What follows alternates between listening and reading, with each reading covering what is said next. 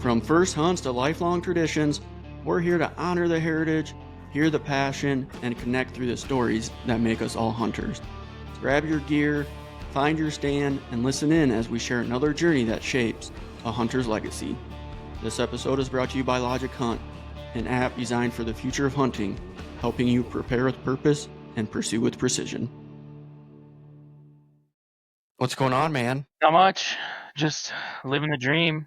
Living the dream? Yep. Where's Reggie at? Laying at my feet. Is he? Yep.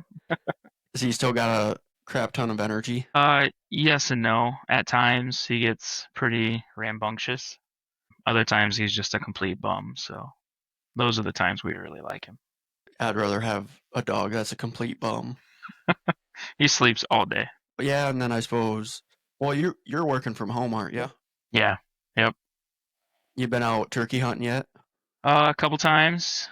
Thought we were gonna get it done Sunday morning, and then they flew across the creek and disappeared like turkeys do. So What happened? Yeah, got set up under the roof? yeah, we were set up probably 80 yards away.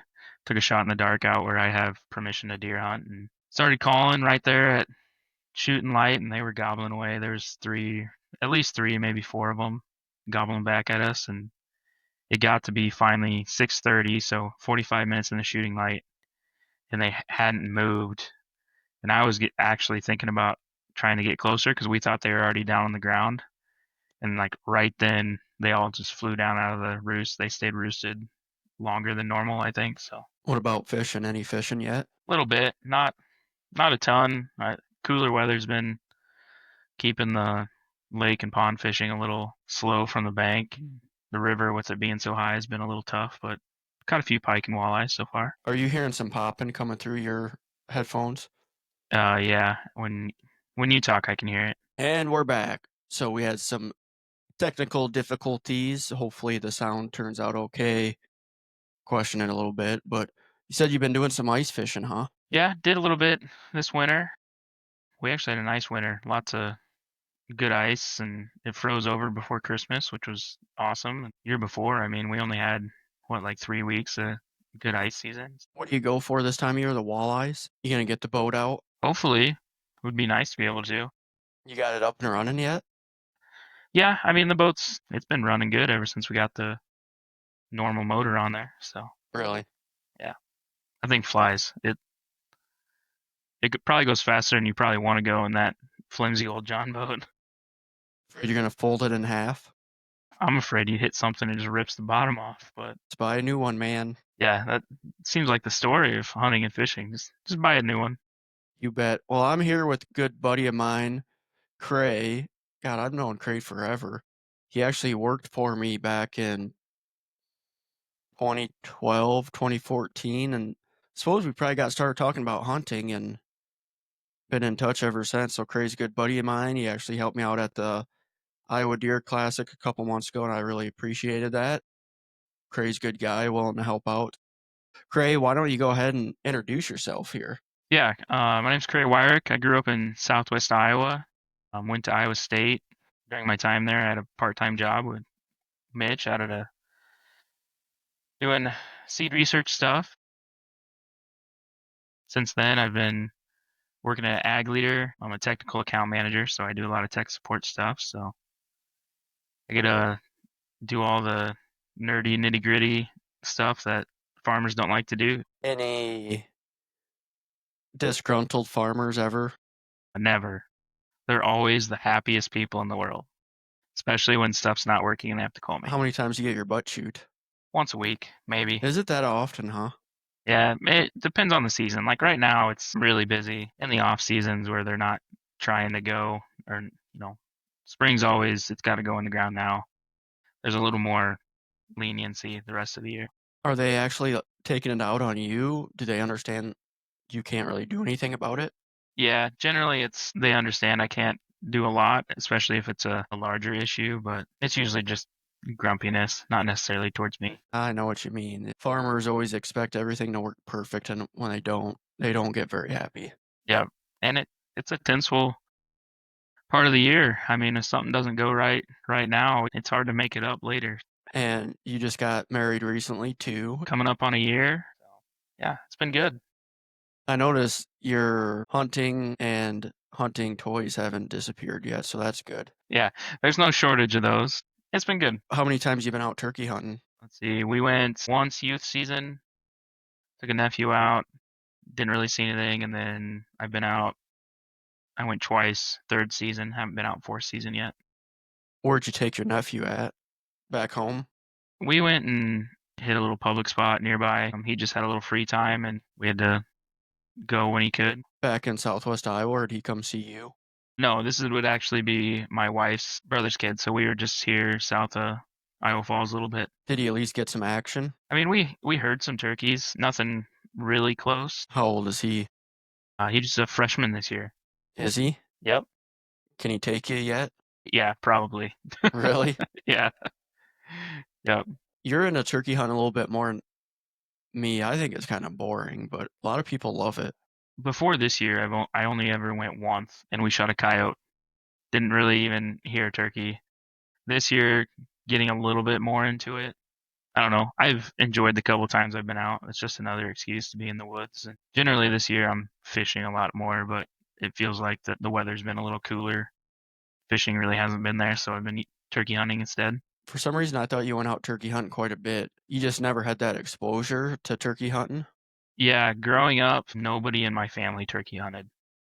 It was pheasant and deer shotgun, little bit of muzzleloader hunting, but I mean, nobody really hunted turkeys. Saw them a lot later in my teens, but when I was real young, I felt like we never really saw any in Southwest Iowa growing up either. You gonna try shooting one with a bow? I was hoping to. I ended up not buying a bow tag, so I put that new sight on my bow and haven't had it sighted in quite the way I want it to be yet. I was gonna ask, how is that? I really enjoy it. Seems solid, easy to use. Adjusting it's been really easy. I haven't had any complaints yet. How many times have you been out shooting with it? Probably 20. Really? And that's the dialed? Is that what it's called? Yep, I got the dialed proof. I got the 3-pin vertical, which is my first vertical sight. I had never shot one or used one, but I don't think I'd ever go back to a horizontal after shooting it. Why is that? I think it's such a clear sight picture. When you're shooting a horizontal sight, especially if you have like 5 pins on the side, it's kind of blocks so much of your view. Whereas that vertical one, like you can just see everything, and it's just this thin post coming up. So you have the 3 dots on one pin, and how do you adjust the individual pins? So the actual sight pin you can't move, but on the dial itself, there's just an Allen wrench you can loosen up, and the arrows on the sight tape, they're all on rings, and you can adjust those rings to where they would actually shoot, and then you tighten it down, and then when you turn the dial, then it would follow then. So you wouldn't be able to set them at exactly 20, 30, 40? If I dial the top one to 20, the second one would probably be like 35. But in most instances where you and I were mostly whitetail hunting, you can probably hold over out to 40 if you really had to, so it's not really that big of a problem. That's interesting. Do they have other options besides the vertical? Yeah, they've got a 3-pin horizontal and a 5-pin horizontal, I think. Those ones, I'm sure you can adjust individual pins. Yeah, yep. Do you know if you can swap the scope housings off if you want to go to a single? Yes, you can. I don't know if it's as clean as the UV like you have. I don't know as far as like simplicity and quickness, but they do have the offering so you can just buy just the scope and slap it on. We need to go to a range sometime and get our sight tapes set. I haven't done that yet, and I've had my UV for a while. Once turkey season's over, I need to do that. It seems like every nice day this time of year, it's been either a little windier than I want, trying to do a sight tape, or I'm using it as an excuse to go fishing or turkey hunting. How far can you shoot where you're at? About 30. 30? Back property line and the curb is right at 30. Do the neighbors get upset when you're shooting back there? No, I only shoot during the day. On the evenings and stuff like that, and the kids are out playing in the street, and there's some hustle and bustle in the neighborhoods. I'll just take a 10-minute break in the middle of the day, go shoot a dozen arrows or so, and go back to work. Afraid you're gonna hit a kid or something? No, that it's more the not piss anybody off. I get it. You never know what neighbors are gonna say. So you got Matthew's lift, huh? Yep, got the Matthews lift, got that dialed sight on it. I've been liking it a lot. I still have my old bow, kind of holding on to it to see if a nephew or just as a backup, but What we'll was see. it? It's a diamond core. Diamond core. Yep. Do they still make diamonds? You can still get some diamonds. They're made by Bowtech. I think the Bowtech name has kind of grown more. Diamonds maybe fallen off a little bit. Voltex definitely picked up some popularity. When I was looking at my bow, I was looking in between the Bowtech's also named the Core. It's like the Core SS, I Okay. think. I was actually looking between that and the lift, and the bow shop I went to had the lift 29.5 and the 33. I liked the 33 when I shot it, so Did you shoot the Bowtech?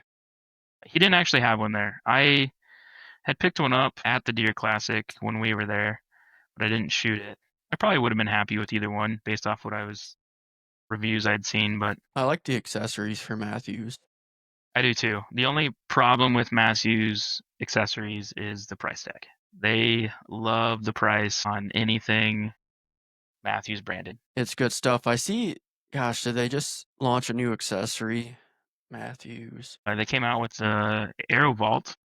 That's what it is. What is it? It's that 6 arrow. It's like a soft-sided zippered 6 arrow case. It's got this little, like, I don't know if it's metal or plastic, like secures them in. It'd be good for travel, like if you're throwing them in a pack or I don't know. So it's like a soft-sided archery case, but just for the arrows. Running out of ideas, aren't they? Yeah, Didn't you say you wanted to do an archery challenge this summer? I was thinking about it. Yeah, I don't think I'll probably be sighted in just because of life and everything in time to do it. Maybe next year, but I think it'd be a lot of fun to go out to a total archery event or um, you know something where they're setting those 3D targets up at the long ranges. Might have to start stocking up on arrows. I know.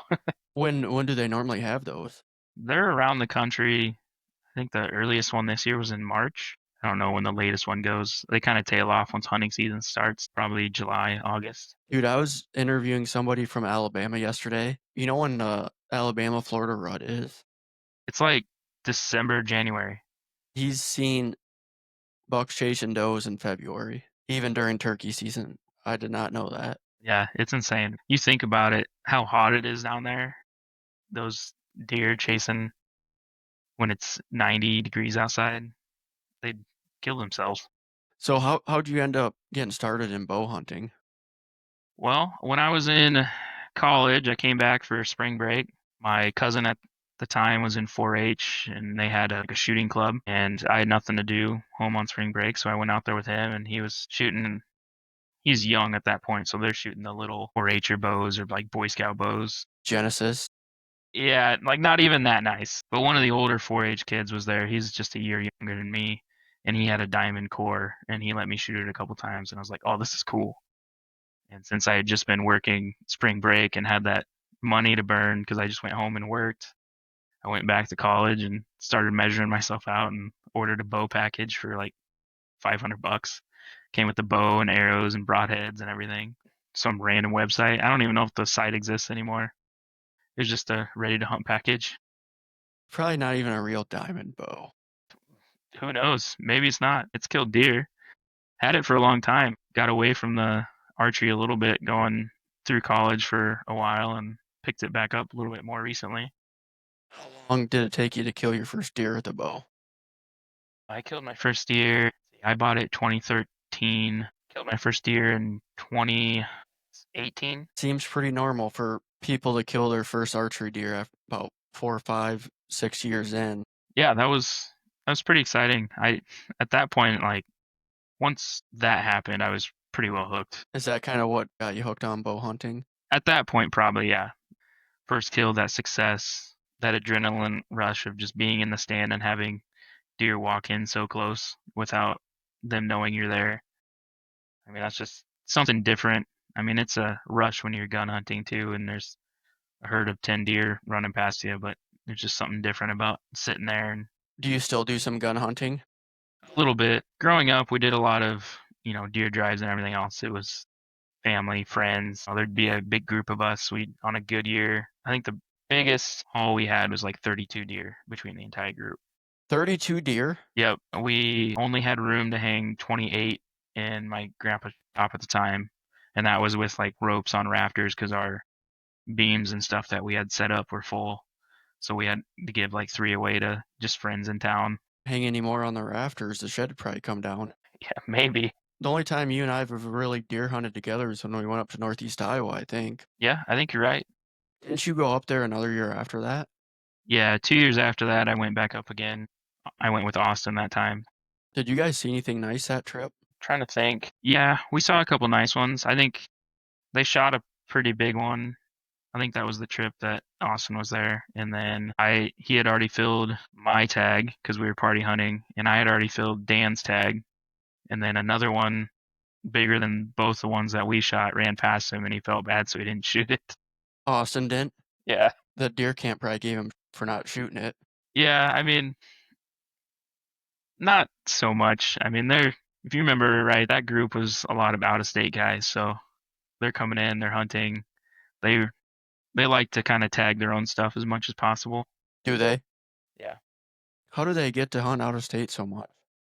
I think it's just the area they're at. They up in different zones in Iowa have different allocations of tags, and up there in Alameda, I think it is almost a guaranteed you get one. They'd apply 1 year for a point, I think, and then they get it the next year is what it sounded like. Dude, that stuff sucked walking. Yeah, that's some hilly country up there. I remember one hill where I swear to God, it's damn near straight up and down. We had to walk up. Well, yeah, what did they call that? I do remember what they called it. Is your podcast PG rated, R rated? I can cut it out. They called that the sumbitch because all Dan's uncles would say, "Get up that sumbitch." Oh my God, that was terrible. Yeah, yeah, you walked that one. I didn't have to walk that one. I got some of the easier ones. You know it's pretty steep if you have to start grabbing onto branches to pull yourself up so you don't slide down. Yeah, yeah. When the gun in your hand is a hindrance, that's when it gets bad. You almost just want to take the gun and kind of use it as a paddle to get up. Yep, yep. I've done that before. What we need to do is go, if there's enough water in the river, go try hunting public over by Boone. Yeah, you mentioned that last year. I happened to shoot my deer pretty early in the year, so I was kind of out of it pretty quick. But You could always just drive us around. yeah, yeah, I could be the caller, the driver, whatever. Maybe not the caller. I don't know if that's actually legal in Iowa. I might have to just drive you. There's probably a lot of other places to do that besides the Des Moines River, even over on the Mississippi. I think you get the right time of year, like you get the right day in the right area. Like even on the Iowa River, there's some big chunks of public. You just time it right, and you're in that buck zone at the right time. I think you could do it just about anywhere. Yeah, we need to do that because I think all three of us have our property, and if a big buck doesn't show up, it's kind of like, whatever, but maybe we just need to go find them. Yeah, I know. I'm not as familiar with yours. I know my property seen almost every deer within probably 2 miles by the time it comes to be hunting season with camera pictures. It's not like there's a large stand of timber all over where they just feed out of and you don't see anything. I know deer travel a long ways, but it never seems like I see much new every year. Dude, you've had deer way bigger than me on camera. One deer, What was your thought when you first saw that deer on camera? I couldn't believe it. He was huge. I don't know if I'd ever seen a deer quite that big. Do you think somebody was playing a prank on you? Not first picture I had was like full body. Like it wasn't just the head and antlers in front like you see on Facebook. I can imagine getting a picture of a deer that big. You wake up and check all your pictures from the night before. Is that when you saw him and you woke up? Am I dreaming? Yeah, I think it was a morning when I first saw him. I had seen him real life, saw him the year before, Did you? and he was a nice buck, but I don't think he was that class. But I'd only seen him once, and it was right at last light. He came out with a doe. I tried to get out of my blind and like put a stock on him, and they busted me as soon as I stepped out. You knew he was big, but you didn't know he was giant Yeah, big. I knew he had the forks on each side, looking through the binoculars and whatnot. I knew he was easily the biggest deer I'd ever shot if I'd gotten a chance. Is the area you're hunting known for big deer or just completely random to have that one around? Hardin County, where I am, I mean, it's not on anybody's map for big deer, but it sure seems like there's a lot of big deer killed here every year. How far off the river are you? I am right on the south. It'd be the South Forks. I'm sure you get a lot of big deer moving up and down the river bottom. Yeah, and it's especially around here. I mean, you get into some like all the farmland along the river seems like it's owned by a quarry or um, a large farm or some out of stater that owns a whole bunch of fields in a chunk, and it can be really hard to access when there's not a lot of people hunting and pushing deer in that pressure. And one guy, 400 acres, you can shoot 2 deer a year. So that's a lot of deer left over to grow and get big and move around. I was talking to a guy last week. He's from Rhinebeck, and he said EHD just demolished their deer herd. Yeah, this year we had good weather through August and really through the most of September. That fly hatch hadn't happened, and then right at the end of September, beginning of October, there was that hatch, and we got a little bit of rain and a warm spell, and all of a sudden it seemed like the bugs came out of nowhere. And then I think it really just hit them right at the rut. Deer were dropping like flies. I found probably 5 on one property, 2 on another. Within, it was like a 2.5 mile stretch out there where I mainly deer hunt. The people that pheasant hunt it normally said they found like 20. Really? It's pretty hard hit out there. It'll be interesting to see this fall exactly what's left. Get cameras out this summer and see what bucks survived. Yeah, I imagine it probably takes a couple years to get things turned around after that. Yeah, I don't know. If you have a class of 3-year-old bucks that you're trying to let grow and they all die, I mean, that kind of sets you back a little bit. But at the same time, I mean, there's no shortage of food, but in a certain scenario, if like habitat or cover or something was a limiting factor, it'd just be available for more deer. At least you have a lot of pheasant, I see them all the time up here. even this summer or spring. But yeah, turkey hunting, it seems like everywhere I go, I'm hearing them like crazy.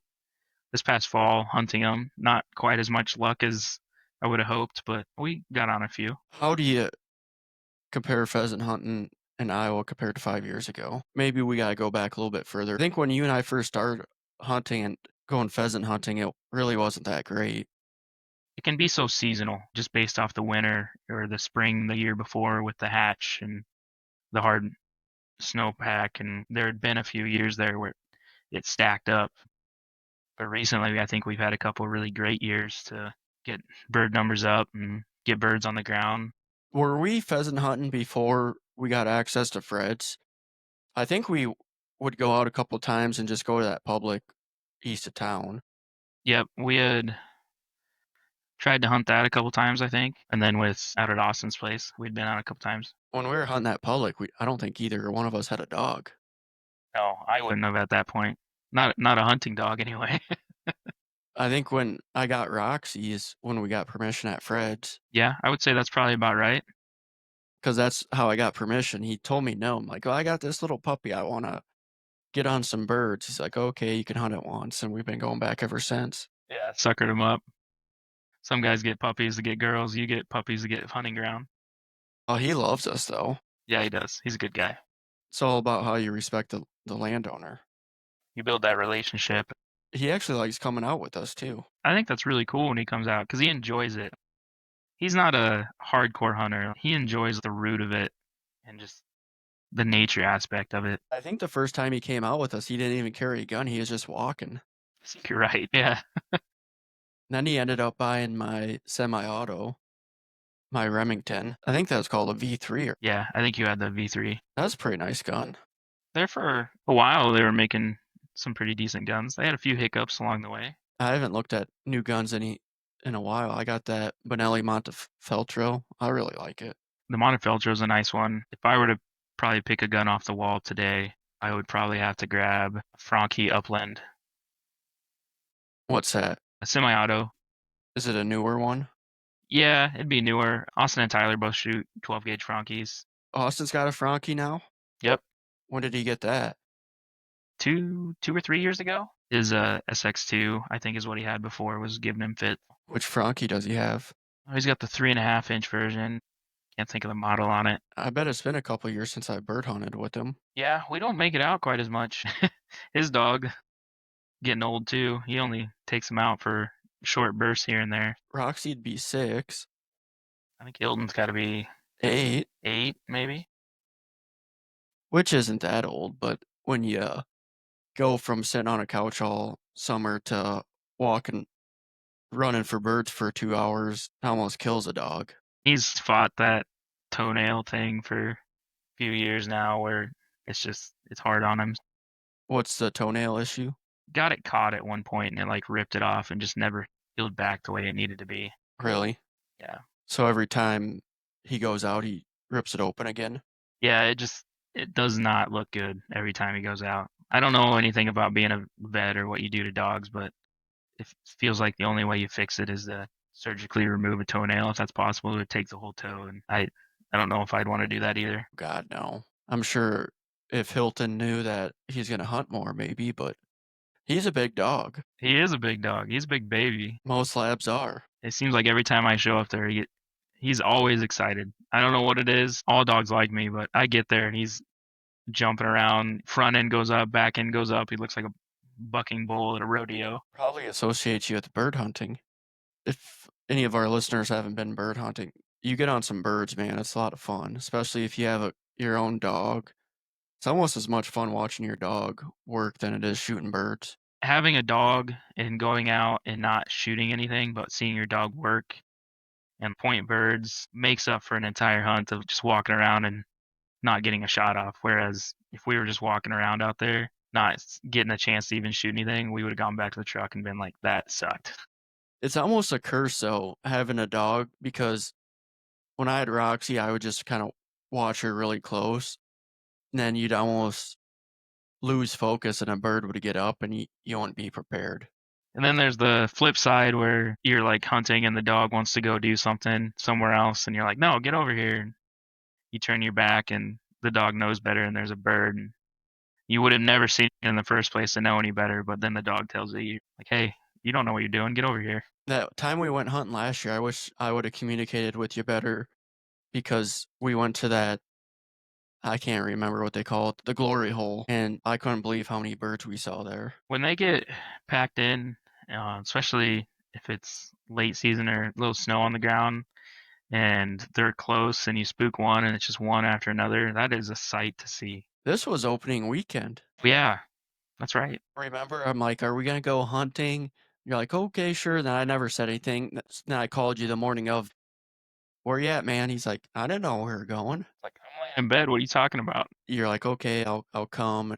Okay, we'll wait to walk Fred's. We'll go walk this. I didn't think I'd see much. Then I call you like, dude, where you at? There's a crap ton of birds here. Get over here. Then I think you and Reggie must have walked by one, because you walked towards us.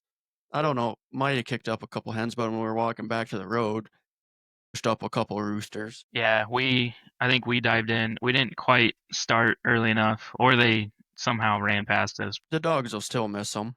Yeah. That, and I've learned this fall, Reggie, I think his nose is better than I ever gave him credit for, because last day of the season I went out.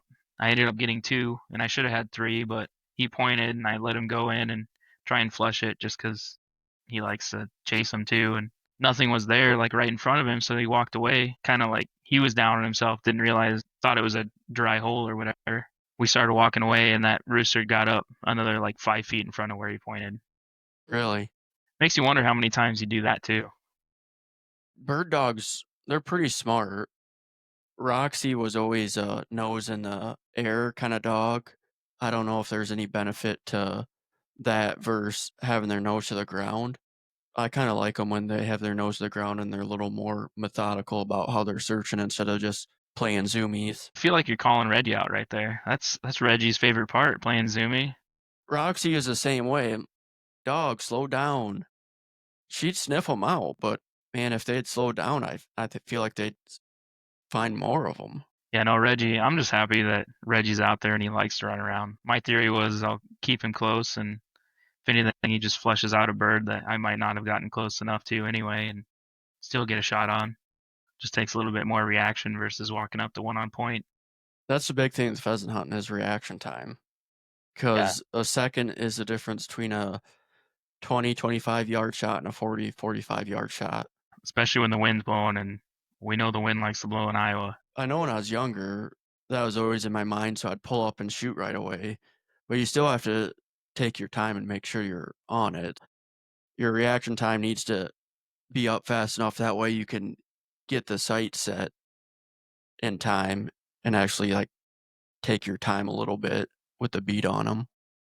Generally, if I miss a bird, it's probably because I rushed it, didn't get it seated in my shoulder. I got it down a little lower, and I'm shooting above it because I'm not looking down the barrel. I'm looking down at the barrel. Well, it's like bow hunting. I always seem to rush the shot. What are you picturing when you're trying to shoot a pheasant? When I like to shoot, I like to look right down the barrel, have just the bead essentially visible. I don't want to see any of the rib. I'm kind of pointing it. I'm probably aiming more than most guys would tell you with a shotgun. Part of that's probably because I'm left eye dominant, shooting right eye, so I kind of have to aim a little bit more. Even if they're flying left or right? Doesn't really matter at that point.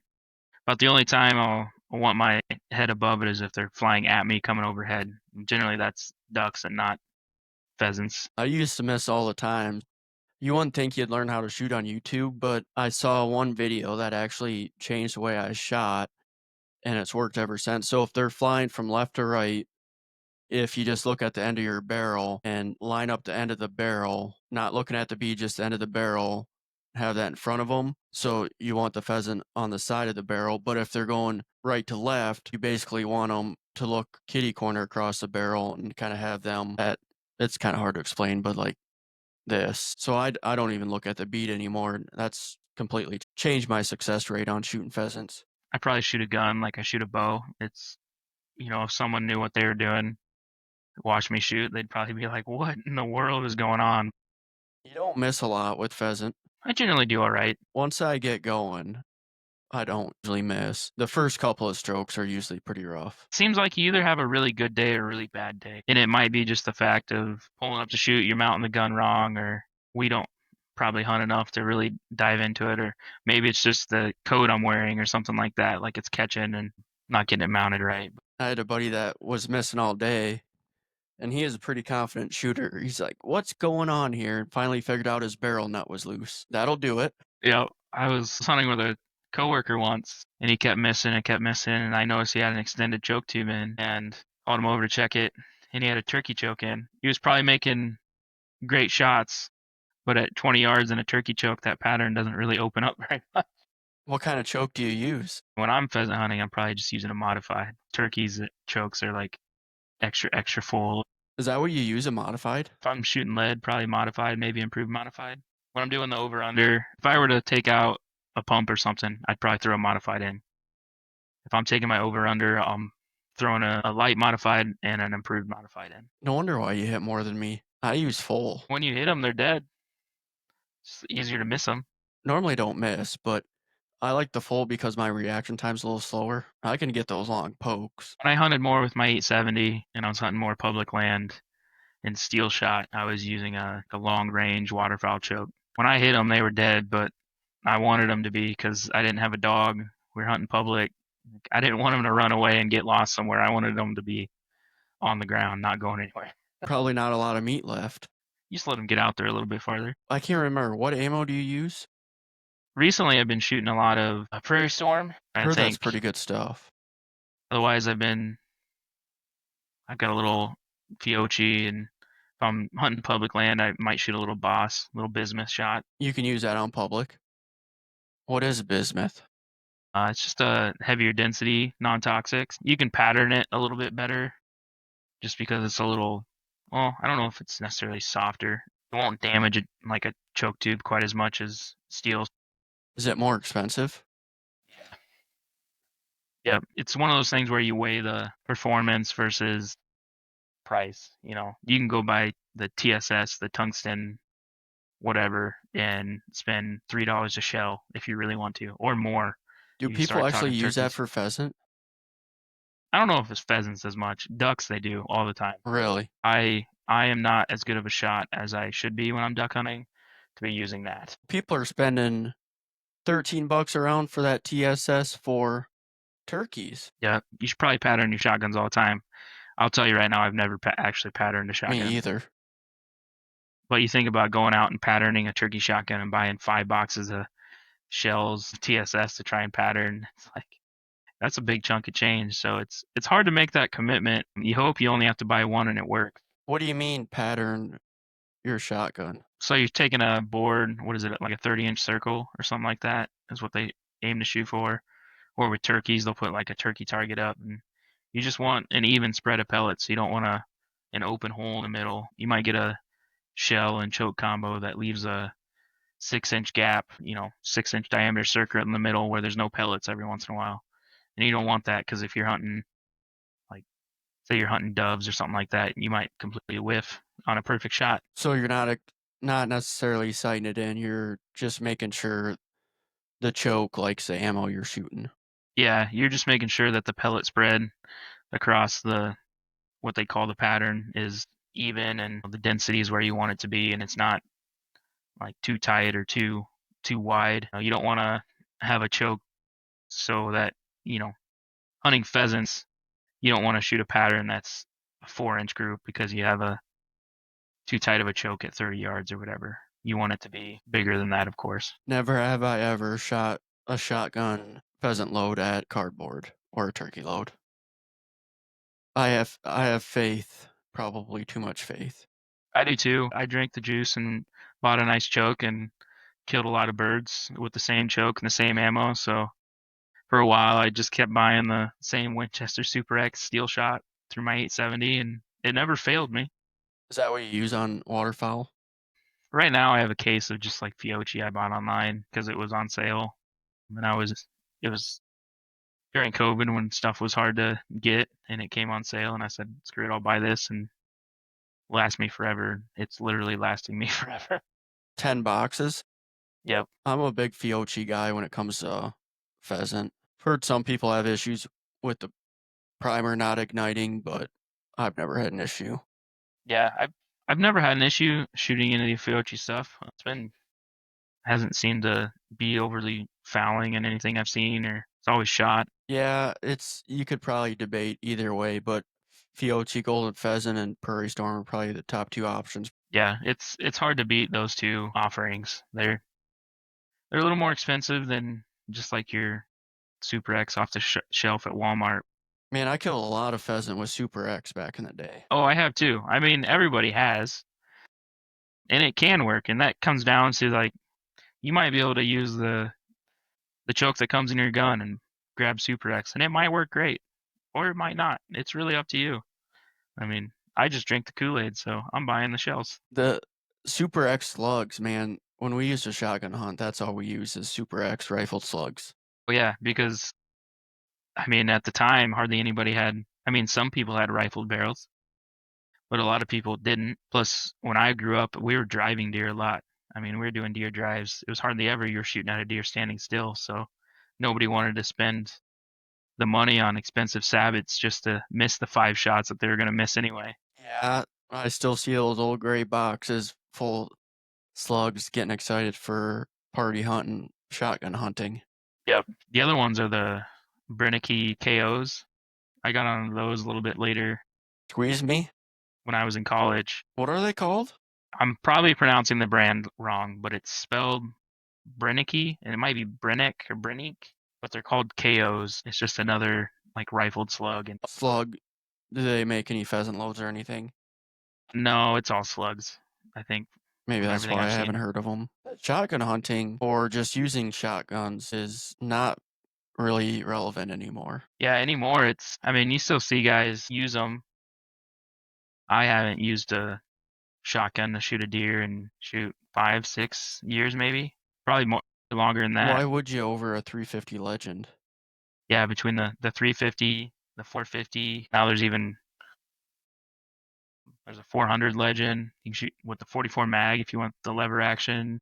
I mean, it's hard to argue against those just because of the consistency that you get versus a shotgun shell. And they're lighter too. They can be, yeah. I mean, you throw a scope on a rifle instead of iron sights on a shotgun or something like that, can be a little heavier. But The rifle or the shotgun I used to carry, that was a heavy mother trucker. I always had a scope on. yeah, I never had a scope on my shotgun growing up. It was straight iron sights. After a while, I actually ditched the iron sights. I went just back to shooting a bead. I liked it more. I felt like I could see it better. Part of that was probably comes back to my left eye dominance, where I had to close one eye and then I had to focus on 3 different things to shoot versus just two with the bead and the deer. Yeah, I don't know if they still make them, but they used to make, we call them a saddle. So you'd mount it on your shotgun and you'd have the Picatinny rail and you'd sight it in. And then when you're done with shotgun season, you just push the pins out, set it, pull it off, and you would never have to sight it in. Yep. I bought one for my 870 once, and I tried to put a red dot on it because I thought that would be cool, and I never got it sighted in. It was never consistent enough. Probably just didn't buy a good enough red dot, or at the time I was young, didn't really know what I was doing. If I were to do it today, I'd have it figured out and dialed in, I'm sure. But You just bought the cheapest red dot you could find. pretty much at that point, yeah, because I was a broke college kid. You can get them pretty cheap. You can. Some of them you might not want to put on anything more than 22, but you might get lucky and be able to put it on a shotgun and have it hold. Probably not a muzzleloader. Yeah, that could be a little tough. My 44 mag revolver that came with the red dot, it can't be very good. I've never heard of the brand. Yeah, that thing will pack a punch. There's definitely a little recoil in that. Like to get a scope for it. Yeah, that would be a lot of fun. I weighed that because I have the 44 mag lever action. I think it'd be cool to have the combo to use. Pretty sweet, man. You better hold on with 2 hands with that baby. Yeah. I don't know if I know your answer to this, but what are some of the best pheasant hunts you've been on? Best pheasant hunts I've been on. I would say probably there was that day when it was really cold with the snow where we were hunting out together and Reggie caught himself 2 roosters. I didn't even have to pull the trigger and I had 2 roosters in my vest. And Roxy caught one for you. And we saw a lot of birds that day. I think Roxy caught the first one. Yep. This would be my answer too. Yeah, Roxy caught one, and I remember, I think my buddies from Southern Iowa were here or something, and they're like, dude, Roxy just caught a bird. I'm like, shut up. Is it a dead bird? No, it's a perfectly healthy rooster. And you just think, okay, it's maybe just kind of ironic, or was it wounded? But the dogs ended up catching 2 or 3 more after that. And I've talked to buddies about that, and they're like, oh, yeah, I had that same thing happen, and we kind of nailed it down as the exact same weekend. Yeah, it was just so cold. Like it was cold that day. The dog, Reggie, he honestly it was a good thing we were done when we were done. It took him a good couple days to recover. I know his paws were raw from the ice and whatnot, but that was a fun hunt. It was so cold, and I don't know if you had a vest on Reggie, but the snow would get packed between the vest and the dog and would melt and just start freezing, and it was really hard on the dogs. And it sucked because we were walking that big piece of CRP, and we had pushed all these birds into the corner, and it was going to get good. And by the time we got there, the dogs just couldn't take it anymore. Yeah, they were beat. I remember walking across the field, like back to the truck. Reggie just kept stopping and looking at me like, "Will you carry me?" Yeah, we had the dogs worn out before we had a chance to finish off the birds that you kind of, it was a big square 80, and we had worked the birds, and they had gotten up a couple times, and we were making the last pass, and we were kicking up birds, shot a couple, but there's going to be a lot more, and the dogs just couldn't take it anymore. It's not like we were going out pheasant hunting a lot. It's probably 2 or 3 times a year, and they just weren't in shape. And I think what was causing the conditions is, one, it was cold, but just how the snow came down, it was just a real fluffy snow. So if you're trying to picture this to the listeners, the CRP laid over, but the snow wasn't heavy enough to push the CRP down to the ground. It was basically 6 inches where there's no snow between the ground and the snow that had just fallen. So it was just like tunnels, and the birds just didn't want to get out of there. And the dogs would just kind of trap them. And instead of flying away, they would just get caught. And you know what's ironic about that? One is we were kicking up birds, but we were only kicking up hens. The dogs were catching birds. Did they catch any hens? All roosters. Same with that buddy I got talking about. He said their dogs caught 3 or 4, and every single one of them was roosters. So are the dogs smelling roosters? I know dogs can smell roosters better than hens, but is it just something that hens are a little more flighty than roosters, or roosters more confident? There's definitely something going on there that they're catching roosters more than hens. Yeah, it's that might be that natural fight or flight risk, that tendency, just difference between a male and a female pheasant. I mean, you see the same thing with deer. Like they just behave different. I think a mature doe is smarter than a mature buck. Well, yeah, because she's educated. She's more than likely been past a hunter a few different times and seen them, and that she hasn't been shot at. There's 2 words that come to mind when I think of a smart doe: maternal instinct. A buck, all they have to do is watch out for themselves. Doe, they gotta watch out for themselves and their young. Does will piss you off because they'll know where you're at, even though you don't move. And they'll just lay their eyes on you, and then you're like, okay, get out of here. And you just kind of play this staring contest, and you finally think you have them fooled. They'll start walking away, and you think you're in the clear, and they'll just like, did you move? Then they'll start walking back towards you. Like, get out of here. Yeah, I think it was 2 years ago. I was sitting in the tree stand, and there was a nice shooter buck that came out, which I don't know if I would have shot him because that's when I was hunting that really big buck that year. Like it would have been hard to shoot anything other than him that year. And I remember those deer came out, they were tracking like they were going to come right down the trail in front of me, but the very first one was this mature doe, and I'm standing against the tree, hadn't moved yet. There's no way she had seen me. She comes around the tree and it's just instant, like looks right at me, and it's like, how do you know? They know every time. I don't know. I don't get it. Yeah, those are the ones that need to die. That was definitely one of my most memorable pheasant hunts is that one you're talking about. We've had some pretty good hunts at Fred's. We always leave after killing a couple birds, but we also always leave with a sour taste. We always come close to figuring it out and capitalizing, but we've never filled our limits.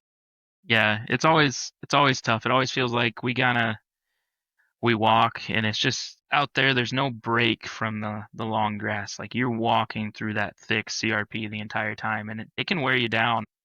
And off the bat, we walk that little skinny piece along the road and up, and we put some steps in for sure. And seems like about the time we get it, kind of the birds flush to an area to go push. The dogs are beat, we're beat. But yeah, we definitely have good hunts out there. We see birds all the time. I keep telling myself every year we need to try this is just go out. It's a big 80-acre CRP. There, like you said, there's no breaks. It's just a perfectly flat crop field that was converted to CRP. And I think we just need to go drop the dog off and just wherever he wants to go, just follow him instead of trying to do the straight line push.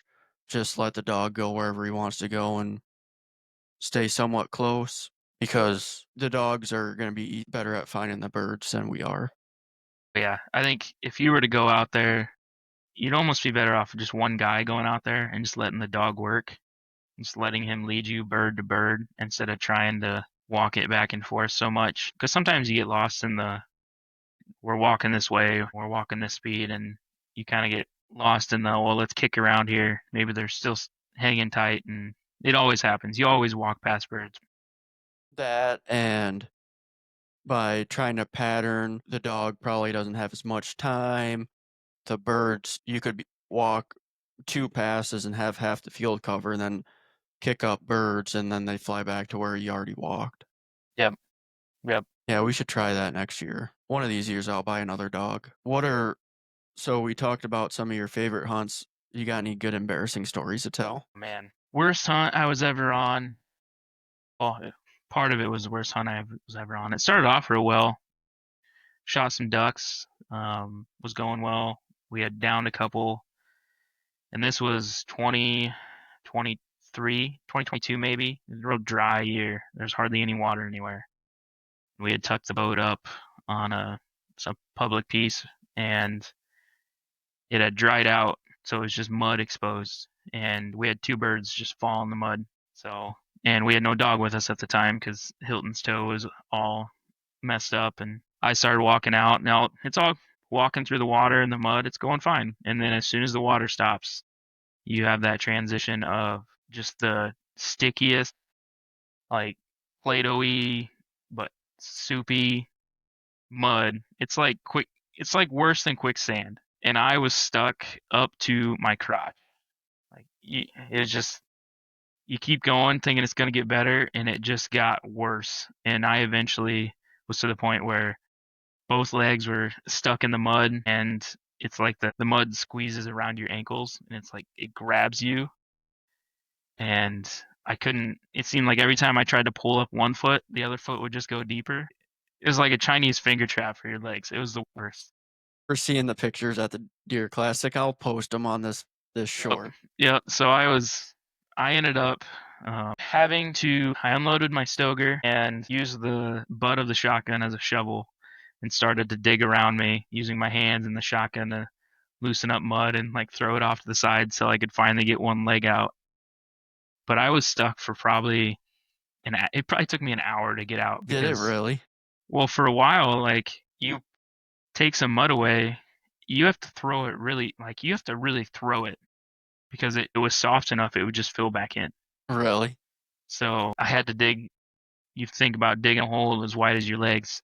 I probably had to move 4 times as much just to be able to get one leg out. And then once I could get one leg out, I could kind of lean it into the open space I made and wiggle the other out. But my waders are still not the same. I still can't zipper the front of them because the mud's messed up the zipper. Was there any point digging yourself out that you contemplated giving up on life and just letting the mud take you? Yeah, yeah. Austin was joking about that.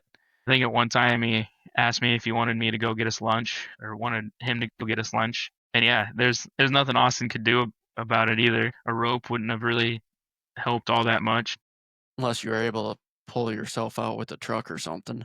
Yeah, which there would have been really no leverage or anything to go off of, and he didn't want to get close and get stuck too. Can you imagine? He comes out to try and save you and he gets stuck too, and you guys just get mummified in the mud. It was terrible.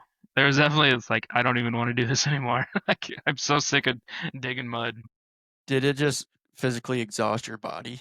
Oh yeah, I was beat. I think I went home and slept for like 3 hours. I was done. Were you nervous that you weren't going to get out, or you're just kind of pissed off? No, it was all frustration. I wasn't sinking anymore. It's not like it like quicksand where it was kept coming up and coming up. It wasn't like I was gonna go anywhere. It was just I was stuck and it just more pissed off at yourself than anything. Well, how would you know? Did you ever end up getting the birds No, Austin picked a different way to walk around and picked both of them up for me. and waved at you along the way? Pretty much. Yeah, I remember seeing pictures that looked pretty funny. You got any other good ones? Trying to think back in high school. Actually, it might not even be in high school. It was early in my deer hunting days. We were doing a push and we had a lot of acres we could hunt. Fields connected to fields connected to fields. We'd push little drainages or just walk sections where terraces and fence lines were trying to push deer out. And I was trying to cross a fence once and I saw the hot wire, but there was no cattle in the entire field. So I thought, oh, there's no voltage or electricity going through that. So I make it over the barbed wire, and the inside of my thigh touches that and starts zapping me. And then next thing I know, the barbed wire is stuck around the crotch of my hunting pants, and I'm like stuck there getting zapped because I can't get loose. Eventually got loose, and there's like a, I don't know, softball size hole in the middle of my crotch of my hunting pants. But that thing would just kept zapping me and zapping me. Electric fence and deer hunting does not go well And together. you couldn't get away. No, because it had like got stuck in the seam there in the crotch, just wouldn't let go. When did this I just had happen? to push off. I was in, I don't know, probably freshman, junior high maybe. Okay, I got a question then. Did you have red hair before that? But yeah, yeah, that it wasn't just that. I was gonna say, is that where your red hair came from? Oh shoot. That reminded me of a story, not electric fence, but just kind of a panic situation where I was probably the same age and we were doing something.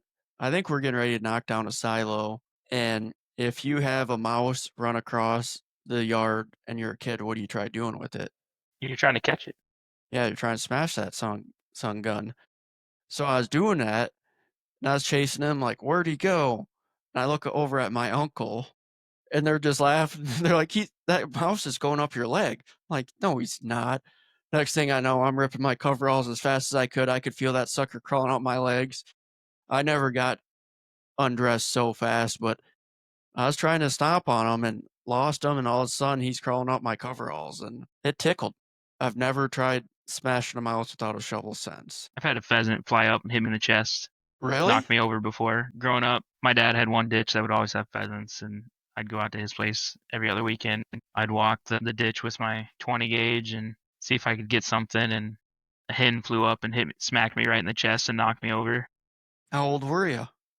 I was probably like 13. You think it had enough force to knock you over, or just kind of scared the crap out No, of you? it was more like the startleness. Like you're walking through long grass and it comes up and it's in your face and you're like, whoa, and then your feet get caught because you're in long grass and you just kind of fall backwards. That'd be pretty funny to see. Yeah, that was a good one. I don't know. Got surrounded by I'm not a huge cow person. Those kind of scare me. They're big. They look mean. They easily look mean. Like they just have pissed off faces when you look at them. Got surrounded by like a herd of cows when we were deer hunting once, and I didn't know what to do, so I just kind of stood there and called my uncle. He came down with the pickup and just kind of walked right through them to get me and walked me out.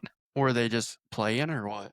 No, I mean it was just cows in a pasture, like curious. They come over and they kind of surround you because it's what cows do to get a look at you. And it's not like they were doing anything. It was just I didn't know what to do because this big animal that's snorting or wheezing at you. When they're probably just playing. Yeah. Well, if you've never really been around them, it's kind of hard to know. Yeah. Yeah, you never really know if a cow's mean or not until it's almost too late. Well, I can tell, but I grew up on a cattle farm. Just like a dog, you can kind of learn to judge their body language and their posture and all that stuff. You can start reading them.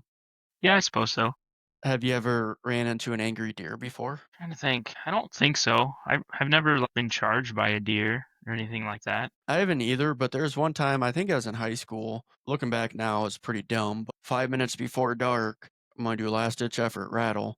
Sure enough, I called something in. It's probably 2.5, 3-year-old deer, and just started hammering a scrape right under my tree stand, 10 yards away, and he was pissed. And he was there for 10 minutes. I'm like, there's no way in hell I'm getting down right now because he was looking for a fight.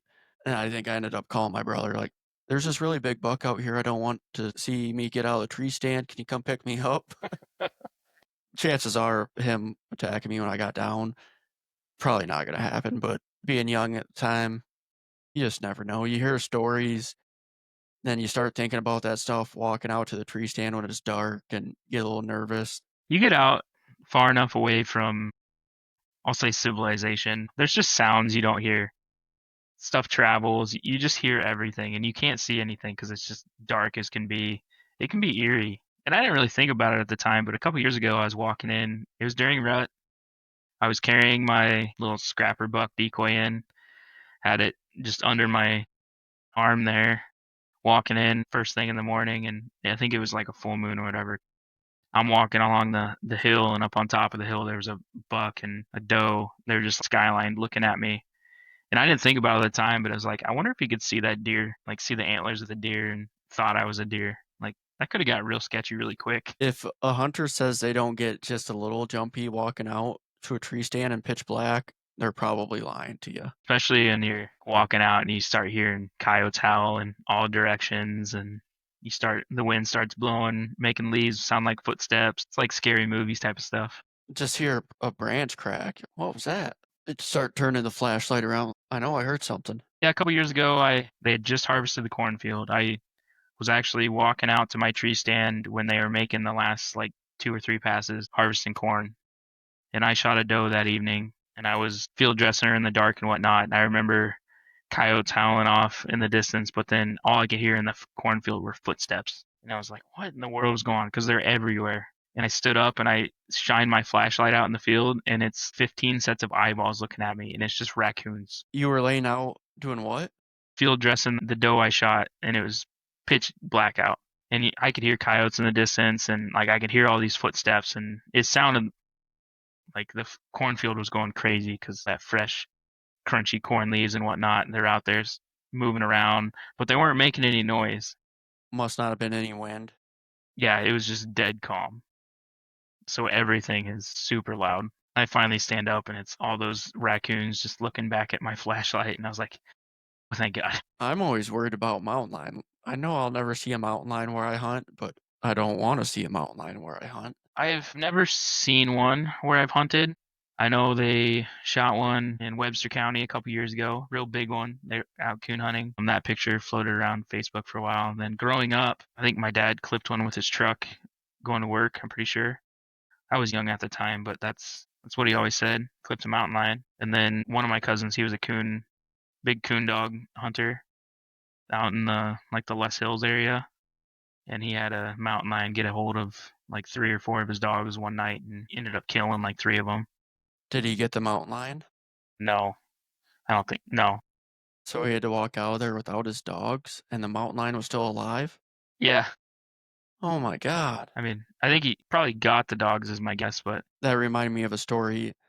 I don't know the guy. It's kind of a friend of a friend situation, but I think the guy was in Western Iowa, I believe, and bow hunting. It's still light out. The sun's not going down yet. And he sees a mountain lion with cubs. That mountain lion, she's hungry and she's protective. yeah. He got to shoot every single arrow in his quiver at this mountain lion and missed every single time. Can you imagine? I can't imagine seeing that. That would be insane. That's the worst case scenario. You don't want to see a mountain lion in the day, and you definitely don't want to see him with cubs. And he missed every single time and had no more arrows. You watch the videos of people treeing them out west and whatnot, and the mountain lion finally running out and running away from everybody. They're probably more scared of us than we are of them. They're a natural predator. They're very eerie because people don't see them a lot. You see the stories of where somebody did die to one. Depends on the day. You see the same thing with bears. Get them backed into a corner, or if they have cubs. Like that video of the guy hiking, and he's walking backwards, filming this mountain lion trying to attack him because he walked past her and her cubs. I didn't sleep very good that night. Like, man, can you imagine? No gun. You could tell every time he looked away from her eyes, she would try pouncing. Then as soon as you make eye contact, they kind of back off a little bit. Yeah. Yeah. You don't want to run away from them. Oh, not a mountain lion. They say you want to look as big as you can, make loud noises, like scaring it away kind of a deal. Yeah, their tendency is they're kind of cheap shots when it comes to killing. They want to kill you when you're not looking. Whereas grizzly bear, they don't give a damn. But all right, man. Well, I appreciate you coming on. It's good catching up with you. Yeah, you too, man. Thanks for inviting me. We'll have to get out and do some shooting this summer and maybe get in on a couple hunts this fall. For sure, for sure. So all our listeners, and even you, Cray, make sure you tell all your hunting buddies what we're doing here. I think it's going to be a pretty unique podcast. The way that guy I interviewed yesterday described it as just kind of a casual conversation at deer camp. So that's kind of what we're going for. And until next time, keep your boots dirty and your aim clean. Peace out. And we're done. Thanks again for joining us on another episode of A Hunter's Legacy. Remember, hunting isn't just about the harvest. It's about the journey and the legacy we all leave behind. Be sure to subscribe, leave a review, and share this podcast with all the other hunters in your life. And if you have a story to tell, we'd love to hear it, because every hunter has a legacy worth sharing.